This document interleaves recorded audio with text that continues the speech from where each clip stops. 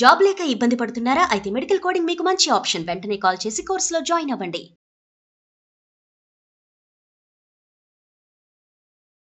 నమస్తే రమగారు. నమస్తే జయ. రమగారు, ఇప్పుడు భార్యలు చేసే పూజలు, వ్రతాలు, నోములు వీటిల్లో ఆ ఫలితం అనేది భార్యలకే వాళ్ళకే ఉంటుందా? భర్తలు, పిల్లలు వీళ్ళకి కూడా ఉంటుందా రమగారు? భార్యలు భర్తలు భార్యలు కనుక ఏదో నోములు చేస్తారు. మామూలుగా సౌభాగ్య నోములు కదా జయ. ఏమైనా చేసేది ఎందుకు చేస్తారు? అంతే కదా, సౌభాగ్యంగా ఉండాలని, నా భర్త ఆయురారోగ్య ఐశ్వర్యాలతో ఉండాలి, అవన్నీ నేను అనుభవించాలి. 5వ తనం కోసం చేసే నోములు. ఇప్పుడు భార్య 5వ తనం కోసం చేసింది అనుకో, అంటే 5వ తనం ఏంటంటే భర్త ఉండటం, అది భర్తకి చెందినట్టే. ప్లస్ నా పిల్లలు బాగుండాలి, నా పిల్లలు వృద్ధిలోకి రావాలి అని కోరుకుంటారు. పిల్లలు వృద్ధిలోకి వస్తారు. మా సంసారానికి ఏ ఇబ్బందులు ఉండకూడదు, మా కొట్లాటలు రాకూడదు అంటే మ్యూచువల్గానే అవుతాయి. సాధారణంగా ధర్మశాస్త్రము ఒక ప్రత్యేకమైన విషయం చెప్తుంది జయ. ముందు 5-6 సార్లు చెప్పినట్టున్నాము. చాలామంది పెద్దవాళ్ళు కూడా చెప్తారు ఇదే మాట. శాస్త్రం ఏం చెప్పిందంటే, ధర్మం ఏం చెప్పిందంటే, మగవాడు వాడు ఏ పుణ్యకార్యం చేసినా, ఏం చేసినా, ఎవరికి ఏ సహాయం చేసినా, తను ఏదైనా పూజ చేసిన, ఏ దేవాలయ దర్శనమో చేసిన, తీర్థాటన చేసిన, అన్నిట్లలో 50% భార్యది. కానీ మగవాడు ఏదైనా పచ్చిపాపం చేస్తే అది వాడిదే. పూర్తిగా అతనిదే బాధ్యత. అతని పుణ్యంలో మాత్రం భార్యకి 50% భాగం ఉంటుంది, తన ప్రమేయం ఉన్నా లేకపోయినా కూడా. కాకపోతే ఒకటి ఉంది, ఈ పాపాల్లో ఏదైనా పాపకార్యానికి భర్తని ఎంకరేజ్ చేస్తాయి. కొన్ని చేస్తారు కదా కొంతమంది. పాపకార్యం అంటే లంచాలు తీసుకోవడం కూడా అక్షరాల పాపకార్యమేనమ్మా. నీకు ఒక ఉద్యోగంలో జీతం వస్తూ, ఒక ఉద్యోగానికి జీతం తీసుకుంటూ, నువ్వు ప్రభుత్వానికో ప్రైవేట్ రంగానికో పనిచేస్తూ, ఎవరికైనా అనుకూలంగా పనిచేస్తే కొంత ధనం వస్తుందని, అది చెయ్యాల్సిందేనని పెళ్ళాలు ప్రోత్సహిస్తే గనక ఆ పాపంలో మాత్రం భార్యలకి భాగం గ్యారంటీగా ఉంటుంది. ఓకే. ఎవరినైనా కొట్టడానికో, చంపడానికో, మోసం చేయటానికో ప్రోత్సహిస్తారు భార్యలు. అప్పుడు 50-50. ఓహో. వీళ్ళ ప్రమేయం లేకుండా చేసే పాపకార్యాలకి వాళ్ళకి ఏ సంబంధము లేదు. ఇది లెక్క. మనం ఒప్పుకోపో అలా ఎలా ఉంటుంది, ఇలా ఒప్పుకోండి మాకేం సంబంధం లేదు. పుస్తకాల్లో ఇది చెప్తారు. ధర్మశాస్త్రం ఈ మాట చెప్తుంది. భార్యలు చేసే పుణ్యకార్యాలలో భార్యలు గనక ఏదైనా చేసుకుంటే దాంట్లో భర్తకి ఏ భాగము లేదు. ఎందుకు పాపం అనిపిస్తుంది కదా. మరి సమాన హక్కులు లేవని అడగట్లేదా మనం? అడుగుతున్నాం. అక్కడ హక్కులు అడిగాం, ఇక్కడ దీన్ని ఒప్పుకోవాలి. సరే. అలాగే భార్యలు పాపకార్యాలు చేశారనుకో, అది భర్తదే పూచి. సగమా ఫుల్లా? మొత్తం భార్య ఏదైనా తప్పు చేస్తే దాని పూచి భర్తది. మరి ఇది ఎప్పుడు ధర్మ సంబంధమైన వివాహాది క్రతువుల్లో ద్వారా వివాహం చేసుకున్న వాళ్ళకి మాత్రమే. ఓహో. మళ్ళీ మేమిద్దరం భార్య భర్త అనుకున్నాం, అక్కడెక్కడో చేసాం, గుళ్ళో పెళ్లి చేసేసుకున్నాం, దండలేసేసుకున్నాం, వీళ్ళకి కాదు. ఎవరికి తెలియకుండా చేసుకున్న దొంగ పెళ్ళిళ్ళు, ద్వితీయ తృతీయ చతుర్థ వివాహాది క్రతువుల్లో పాల్గొన్న వాళ్ళకి, శాస్త్రవిహితమైన వివాహం జరిగిన వాళ్ళకి ఇది శాస్త్రం చెప్పబడింది. మరి పిల్లలు వేరే కథ ఉంది. ఇది పూర్తవని మొత్తం సెషన్ అంతా. భార్యలు భర్తకి తెలిసి ఆయన సంపాదనతో ఆయన కోసమే చేసే పుణ్యకార్యాలు ఏమైనా ఉంటే అవన్నీ భర్తలకు కూడా చెందుతాయి. భర్తల ఆరోగ్యం కోసం ఆయన డబ్బుతోటే వీళ్ళు దానం చేశారు. దానం చేసిన ఫలితం వీళ్ళకి, చేయబడిన ధనం వాళ్ళది కాబట్టి ఆ ఫలితం వాళ్ళకి. ఇది బాగుంది. అయితే భార్యలకి మాత్రమే తమ చేసుకున్నది తమకే లభించాలంటే వీళ్ళు చేసేటువంటి చేతి మాట, నోటి సహాయాలు, మంచి మాటలు, ఇవన్నీ వీళ్ళవి. జపం, ఏదైనా గురువుని ఆరాధించి వీళ్ళు చేసుకునే మెడిటేషను, వీళ్ళు అంతర్ముఖులై చేసే భగవదారాధనలో మగవాడికి భాగం లేదు, ఇవ్వరు. కానీ మగవాళ్ళు చేస్తే అది భార్యకు వస్తుంది. ఇలా ఎందుకు అని ఎప్పుడూ ఒక ప్రశ్న వస్తుంది జయ. శాస్త్రాన్ని ఎవరు నిర్మించారు? భగవదాజ్ఞతో ఋషులు మహర్షులు నిర్మించారు. అవునండి.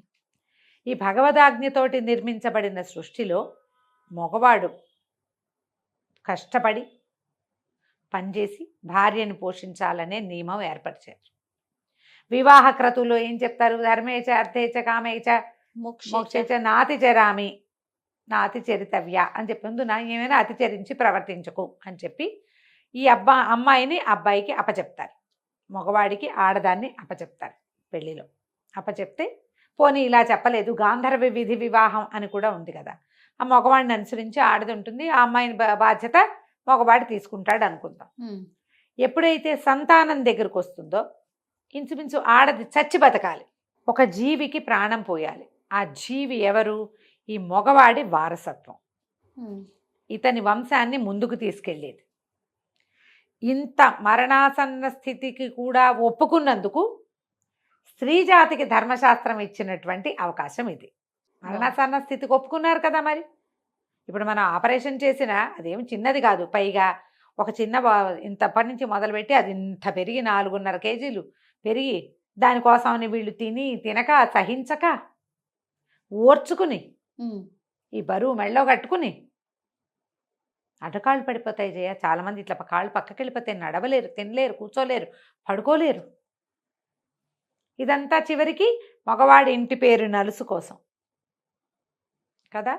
అందుకని స్త్రీకి ఈ అవకాశం ఇచ్చింది శాస్త్రము. సమంజసమే రమ్మగారు కదా. ఎందుకు రమ్మగారు పాపం వాళ్ళు అనకూడదు, సమంజసం. ఇప్పుడు శాస్త్రం ఇట్లా చెప్పింది. క్రమంగా ఎలా అవుతుందంటే జయ, ఏదైనా సరే రోజులు గడిచే కొద్దికి ప్రతిదానికి అమెండ్మెంట్స్ వస్తాయి. ఒకటి తర్వాత వీళ్ళు మనని మించిపోతున్నారనిపించినప్పుడు వాళ్ళని వంచి ఉంచాలనే భావన వస్తుంది. వాళ్ళని ఎక్కడ లొంగదీయగలరో అక్కడ లొంగదీస్తారు, ఎక్కడ అణిచేయగలరో అక్కడ అణిచేందుకు ప్రయత్నం చేస్తారు. ఒక బలవంతుడు ఒక బలహీనుణ్ణి అణచడానికి చాలా అవకాశాలు లభిస్తాయి. అట్లా స్త్రీలు అణగదొక్కబడ్డారు. దీనికి అనేక రకమైన సాంఘిక నైతిక కారణాలు ఏర్పడ్డాయి. వేరే జాతుల వాళ్ళు ఇన్వేషన్స్ వచ్చి వాళ్ళొచ్చి వీళ్ళొచ్చి వాళ్ళతోటి ఈ ఆడవాళ్ళకి చాలా సమస్యలు అయ్యి క్రమంగా వీళ్ళని వంటింటి కుందేళ్లుగా చేశారు. ఈ కుందేళ్లుగా ఉన్న వాళ్ళు కూడా అన్నప్పుడు కుందేళ్లుగా ఏం లేరు, ఇందులో గట్టి వాళ్ళు కూడా ఉన్నారు, ఇందులో గట్టి వాళ్ళు కూడా ఉన్నారు. సాంఘికంగా లోక సహజంగా సోషలైజ్డ్గా ఆడవాళ్ళని నొక్కి అణగార్చి ఉంచటమే ఒక కాలపు నియమంగా కొన్ని వందల సంవత్సరాలు అలా గడిచిపోయింది. అయినా కూడా వివాహాలు, సంతానము, ఓ అమ్మాయి చనిపోతే కోడలు చనిపోతే ఇంకో కోడలు తెచ్చుకోవడం, భార్య చనిపోతే ఇంకో భార్యను తెచ్చుకోవడం, అవన్నీ నడిచేవి. అవును, నడిచేవి. కానీ శాస్త్రం ఎప్పుడు మారలేదమ్మా. అలానే ఉంది. మనకి తెలియకుండా అంటే ఇది మన వెనకాల జరిగే క్రియ కదా. నీకు పుణ్యం వచ్చిందా పాపం వచ్చిందా, ఎవరికి బదలాయింపు జరిగింది, అవంతా కనపడేవి కాదు, ఒట్టి మాట్లాడుకునే విషయాలు ఇవి. అవును, కనపడకపోవటంతో నమ్మని వాళ్ళు ఎక్కువయ్యారు. ఏదైనా మనం కనిపిస్తేనే కదా జయ నమ్ముతాము. అంతేగా రమ్మగారు. అంతేగా. కానీ శాస్త్రం ఉందనేది ఉందిగా రమ్మగారు ఉన్నది. ఇప్పుడు దీన్ని ఈ ప్రూఫ్ని నమ్మడానికి ఏది ప్రూవ్ చేసి చూపి అంటారు. దీన్ని ప్రూవ్ చేసి చూపించాలి.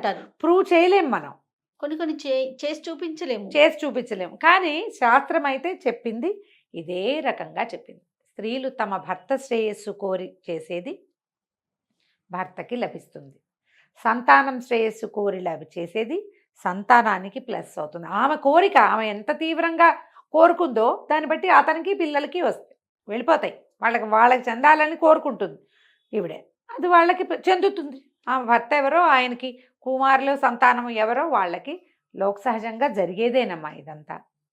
కానీ ఎప్పుడు ఈ ప్రశ్న వస్తుంది, మగవాళ్ళ పుణ్యంలోనే స్త్రీలకి భాగం కానీ పాపంలో సాధారణంగా భాగం ఉండదు.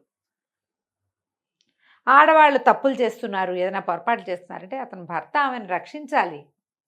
నువ్వు సరిగ్గా రక్షించట్లా, అందుకే ఆవిడేదో తప్పు చేస్తోంది, ఆమె కావాల్సింది ఆమెను నచ్చేది నువ్వు చేయట్లేదు, అందుకని పాపం ఆమెది కాదు భర్తకి చెందుతుంది ఆ పాపం. కొన్ని పాపాలు పీరియడ్స్తో పోతాయని కూడా చెప్తారు. మంత్లీ ఋతుస్రావంతో పోతాయి. కొంచెం పెద్దవాళ్ళు అయ్యాక ఋతుస్రావాలు అవి ఆగిపోయాక పెద్దగా వీళ్ళు చేసే పొరపాట్లు ఏమీ ఉండవు. వాళ్ళు ఒళ్ళు దగ్గర పెట్టుకుని ఉండకపోతే ఆ పాపం వాళ్ళదే అవుతుంది. అంతేగా. ఋతుస్రావం ఆగిపోయాక కనుక ఏదైనా ఇతరత్ర వ్యవహారాలు ఏర్పడితే శాస్త్రంలో చెప్పబడిందే. అందుకని వృద్ధనారి పతివ్రత అంటారు. వృద్ధాప్యం వచ్చాక పాతివ్రత్యం ఆటోమేటిక్గా వస్తుంది. అదేదో వెగటుగా వాడినప్పటికీ ఇది క్రియ, ఇది అసలు విషయం ఇది. ఓకే. కాబట్టి భర్తలు పుణ్యకార్యాలు చేసేందుకు ఎంకరేజ్ చేయండి.